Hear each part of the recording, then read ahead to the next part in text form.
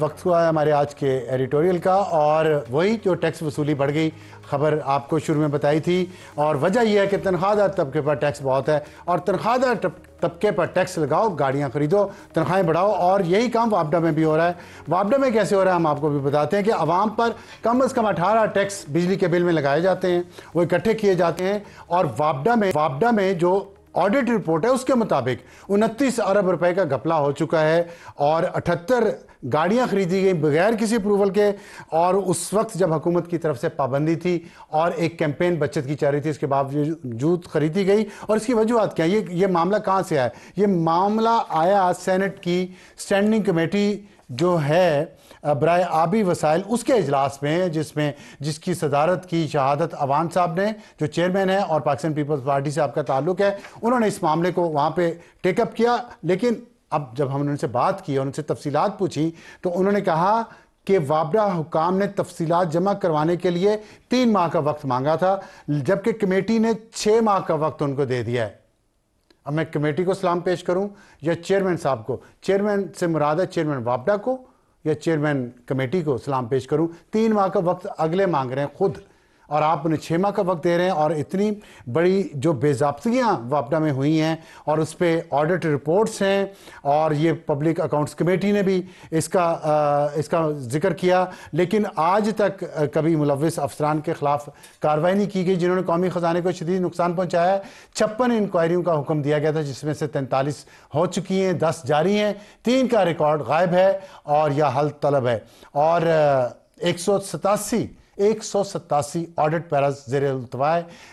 Audit para से मुराद 187 ऐसे मामलात हैं जिनमें घपला हुआ है या जिस पे इल्ज़ाम है कि इसमें गबन हुआ है। और आपको पता होना चाहिए कि नीलम झेलम का जो प्रोजेक्ट है वो इस वक्त बंद पड़ा है, उसको तकरीबन 9 महीने हो गए हैं, वो बंद है। उसमें इतनी करप्शन हुई है, बार बार हुई है, लेकिन किसी के खिलाफ वापडा एक्शन नहीं ले सकता। ये वापडा इतना लाडला बच्चा क्यों है, इसका जवाब तो हुकूमत पाकिस्तानी दे सकती है। वफाकी हुकूमत के अंडर वापडा आता है तो वफाकी हुकूमत को चाहिए कि सोचे कि तनख्वाहदार तबके को तो आप निचोड़ रहे हैं, 100 रुपये में से 40 रुपये टैक्स दो और 18 टैक्स वापडा के बिलों पे, लेकिन वहाँ वापडा लाडला है, जो मर्जी करे, कोई इसको पूछता नहीं है। जितनी बार मर्जी वहाँ नौकरियाँ हों और वो उसकी एक्सटेंशन हो।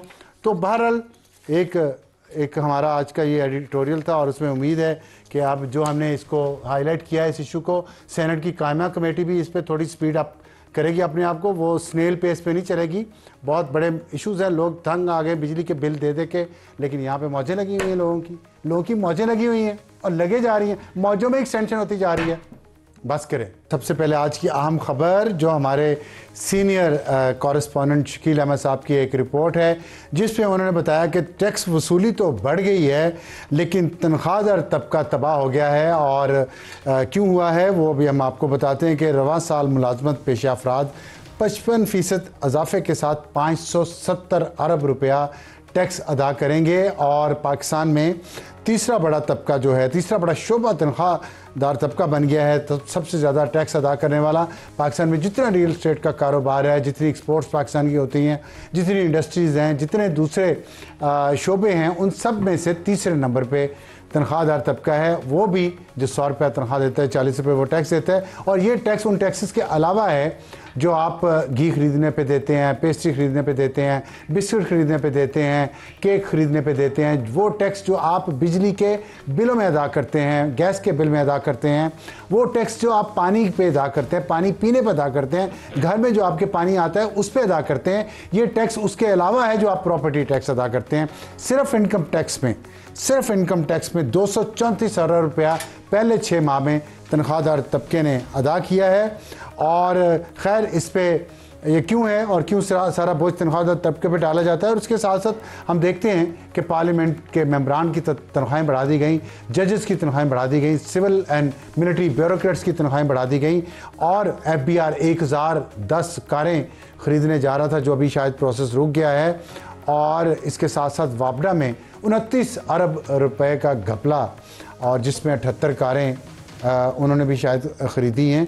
इन सब इश्यूज़ पे आज हम बात करेंगे। हमारा आज की टॉप स्टोरी है पीटीआई की ख़त डिप्लोमेसी, क्योंकि हम देख रहे हैं मुख्तलिफ खतूत हैं, खान साहब के खतूत हैं और अमेरिकन कांग्रेसमैन जो विल्सन का ख़त है और फिर हाई कोर्ट के जजेस के खतूत हैं, सुप्रीम कोर्ट के जजेस के खतूत हैं और आज एक जलसा हुआ है सवाबी में पाकिस्तान तहरीक इंसाफ का 8 फरवरी जो इंतखाबात की आज क्या कहना चाहिए, एनिवर्सरी कहना चाहिए वो है। और उस एनिवर्सरी पे फवाद चौधरी साहब, देखिए मैंने बरसी नहीं कहा, मैंने एनिवर्सरी कहा है, तो फवाद चौधरी साहब इस पे हंस रहे हैं। तो वो जो वहाँ पे जो सख्त तकरीरें हुई हैं उस पर हम बात करेंगे और इसमें हमें ज्वाइन करेंगे फवाद चौधरी साहब, सीनियर सियासतदान हैं, साबिक़ वज़ीर इत्तलात हैं और बड़ी आजकल सच्ची और खरी बातें कर रहे हैं। हॉट इशू होगा मौलाना किस कश्ती के सवार, क्या फ़ैसला कर लिया है मौलाना ने कि वो किस कश्ती के सवार होंगे, इस पर बात करेंगे। सेनेटर कामरान मुर्तज़ा साहब, रहनुमा जमीयत उलमा इस्लाम फजल रहमान ग्रुप के, और हमारा एडिटोरियल अवाम पर 18 टैक्स बिजली के बिलों में, सिर्फ बिजली के बिलों में वहाँ पर 18 टैक्स, लेकिन वापडा में 29 अरब रुपए का घपला अभी तक हो चुका है। 78 नई कारें खरीदी गई हैं लेकिन ऑडिट नहीं करवाया जा रहा। ये हमारा आज का एडिटोरियल होगा। फवाद साहब अस्सलाम वालेकुम, ये बताइएगा कि आपने हमारा एक इंट्रो सुना, ज़ाहिर पाकिस्तान के हालात आपके सामने हैं, आप लोगों का, आपकी पुरानी जमात का, आपका नाम सुन के थोड़े से कुछ लोग एलर्जिक हो जाते हैं, उसकी वजह पता नहीं क्या है, लेकिन ये कि ये बताएं मुझे कि ये जो तकरीरें आज हुई हैं, इतनी सख्त ख़त लिखे जा रहे हैं खतूत से, ये लगता है कि मुज़ाकरात, मुफाहमत जो आप मुसलसल प्रमोट भी करते रहे हैं कि हमें आगे बढ़ना चाहिए तमाम सियासतदानों को बैठ के, दूसरी तरफ ये सख्त तकरीरें हैं, ये कॉन्ट्रडिक्शन है? नहीं, ऐसे ही होता है। अब आपसे ज़्यादा जो ये पॉलिटिक्स है, कम ही लोग पाकिस्तान में इतनी तवील अरसा उन्होंने अपना दिया है। एक तरफ तो आप प्रेशर रखते हैं, दूसरी तरफ आप बात भी करते हैं, बात भी हो रही है। और देखिए प्रॉब्लम ये आ रही है इस वक्त जो पाकिस्तान के अंदर जो माहौल है ना, उसके अंदर जो तलखियाँ हैं वो नीचे लाने में कामयाबी नहीं हुई। जो हुकूमत ने, इसहाक डार साहब ने, राना सनाउल्लाह ने और हमारे अयाज सादिक साहब ने, इन्होंने बड़ी कोशिश की, संजीदा कोशिश की इन्होंने कि मुज़ाकरात आगे बढ़ें, और उन्होंने बड़ी कोशिश की कि मुलाकात मुज़ाकराती कमेटी की होने दें खान साहब से, और एजाज चौधरी साहब का प्रोडक्शन ऑर्डर को इम्प्लीमेंट होने दें, ठीक, बट समहाउ वो नहीं करा सके। और जो एक फ़ज़ा बननी थी वो उसकी वजह से दोबारा जो है वो तल्ख हो गई, तलखियाँ जो हैं वो बड़ी हैं। सो एक तरफ तो तलखियाँ बढ़ रही हैं, दूसरी तरफ ये ख्वाहिश के मामला किसी पासे लग जाए, वो भी जो है वो आगे बढ़ रहा है, वो मौजूद है वो भी। सो ये दोनों चीज़ें आप देखते हैं। चले मैं अगर let me devil's advocate for the time being, आपने कहा कि तलखियाँ बड़ी हैं कि मुलाकात नहीं होने दी गई, लेकिन अगर आप दूसरी तरफ से देखें तो खान साहब जो खतूत लिख रहे हैं या जो ट्वीट्स कर रहे हैं, और जो यूट्यूबर्स बाहर बैठे हुए हैं, कुछ इस मुल्क में भी हैं, वो जिस तरह की गुफ्तगू जिन अल्फाज में कर रहे हैं, आपसे ज़्यादा उनका कोई नहीं जानता। एक दो तो एक्सपोज हो गए हैं, लेकिन एक दो ही हुए हैं ना भी एक्सपोज, उसका नुकसान तो हो रहा है ना, और पीटीआई को हो रहा है, यहाँ बैठी हुई क़यादत को हो रहा है, खान साहब को हो रहा है। जेल में तो खान साहब और बुशरा बीबी है ना, वो लोग तो वहाँ पुरसकून ज़िंदगी है, हैप्पी आवर है, पैसे आ रहे हैं, चंदे इकट्ठे किए जा रहे हैं। तो ये समझ क्यों नहीं आपने कहा था, पिछली दफ़ा हमारे से बात हुई तो आपने कहा था खान साहब को ये बात समझाई जाएगी, तो खान साहब क्यों नहीं समझते और इंस्ट्रक्शन पास ऑन? नहीं, खान साहब से बात हुई, बल्कि परसों भी ये बात हो रही थी। मैंने कहा सर आप तो जेल में आपके नाम के ऊपर ही 50-60 मिलियन डॉलर की इकोनॉमी जो है वो चल रही है। 50-60 मिलियन डॉलर, बस ये सारे लोग जो इकट्ठे हैं। देखिए 100 मिलियन डॉलर की अगर हमने IMF से किस्त लेनी हो तो हम नाक रगड़ते हैं। काफी लोग जो है तो ये 8-10 लोग 50-60 मिलियन, नहीं 8-10 लोग तो नहीं ना, बहुत ज्यादा लोग हैं, क्योंकि ट्विटर भी तो अब सब्सक्रिप्शन पे चला गया ना, तो छोटे छोटे करके बेशुमार लोग हैं। प्रॉब्लम ये है कि देखें इसमें ना 3 तबके हैं। एक तबका है जो सेपरेटिस्ट है, उनका तो इस वक्त चांदी लगी हुई है कि वो जो BLA के लोग हैं, जो रॉ फंडेड लोग हैं, वो ये जो नैरेटिव आप कह रहे हैं डिजिटल मीडिया पे, डिजिटल मीडिया के ऊपर, अच्छा, नॉट PTI के, नहीं PTI, ये लोग हैं जो अपना नैरेटिव जो है वो बना रहे हैं और वो बेच रहे हैं। दूसरा है जो जिनके साथ ज्यादतियाँ हुई हैं। आप देखें ना, पंजाब के अंदर 1 लाख तो छापा पड़ा है।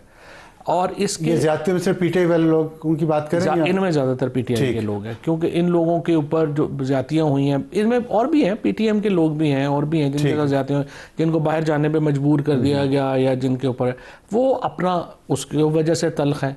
और तीसरा एक यूट्यूबर का ग्रुप है। अब यूट्यूबर्स में दो तरह के हैं। एक तो आपने अभी देखा होगा कि इन्होंने 2.5 अरब रुपया तो हुकूमत ने अभी दिया है दोबारा कि फेक न्यूज़ का खात्मा करें और ये करें वो करें, और जो 2.5 अरब रुपया दिया है फेक न्यूज़ का खात्मा करने के लिए अभी हुकूमत ने दिया है, अभी उन्होंने दिया है, ये जो खबरों में छपा है। अच्छा। और इसके ऊपर जो चैनल्स यहाँ पे बन रहे हैं, जो डिजिटल मीडिया इधर पैसे ज़ाया कर रहे हैं, फेंक रहे हैं इधर, एक वो लोग हैं। ये रास्ता दिखाया तो आप ही ने, तो वैसे नहीं, हमारे दौर में इस तरह की तो एडवर्टाइजिंग हुई ही नहीं ना। एडवर्टाइजिंग नहीं, जो मीडिया हाउसेस बनाना है वो कुछ भी ऐसा नहीं हुआ। अच्छा, उसके ये पैसे इधर ज़ाया कर रहे हैं। दूसरी साइड के ऊपर अब इनके खिलाफ नैरेटिव्स हैं, अब वो वहां पे उन्होंने बना लिया हुआ है। सो ये तीन तरह के तबके हैं हुकूमत के या निजाम के खिलाफ, हाँ जी, जो बाहर बैठे हैं, तो ये तीन तबकात, ठीक है, ये तीन अलग-अलग जो है वो लोग हैं, और तीन जो हैं वो अलग-अलग उनका जो है इकोनॉमी चल रही है। आप ये भी देखें ना, अनफॉर्चुनेट है कि इतना फासला क्रिएट कर दिया है लोगों में और हुकूमत में कि आप जो भी बात करते हैं वो चलती है।